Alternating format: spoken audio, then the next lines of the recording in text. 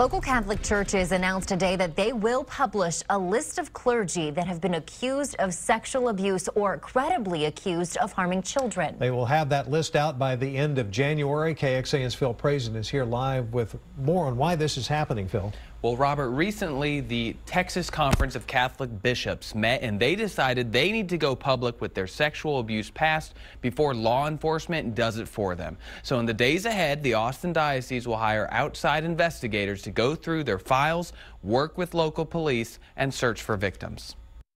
Our hope is also by doing so that we can move forward, especially by creating now more trust from the people, but also for healing for those who've been harmed by a cleric. We spoke with Bishop Joe Vasquez from the Diocese of Austin early this afternoon. In the days ahead, they'll be hiring outside investigators. I asked him what the process will be to encourage victims to come forward. It can be various ways. One way, of course, is just to go directly to the authorities.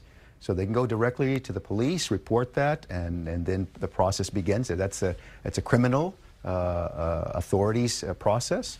But they can also come to the church.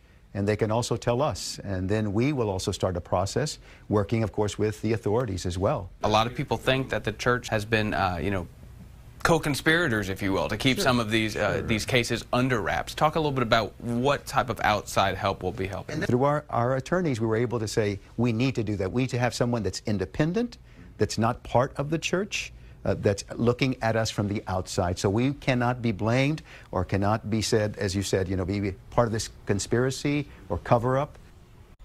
And we will check back with that to determine who exactly is going to be doing that investigation. Bishop Vasquez told me they hopefully will find those investigators in the next few days. Sydney. All right, Phil, thank you. The Survivors Network of Those Abused by Priests, also known as SNAP, called today's announcement a good first step, but says authorities should be investigating not someone hired by the Catholic Church.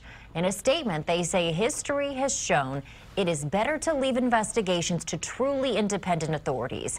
SNAP also questions the timing, saying church leaders have had the power to make these names public for years. The Catholic dioceses of Fort Worth and Dallas are also compiling a list of priests, bishops, deacons, and others believed to have sexually abused a minor.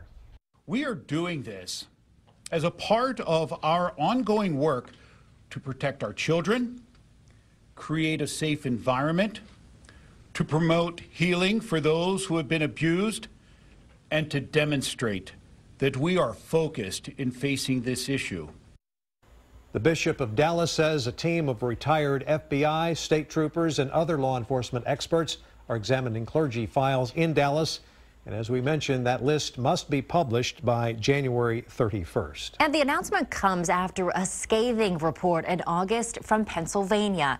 It found hundreds of Catholic priests molested more than 1,000 children since the 1940s. In September, Pope Francis met with a group of Catholic church leaders from the United States at the Vatican.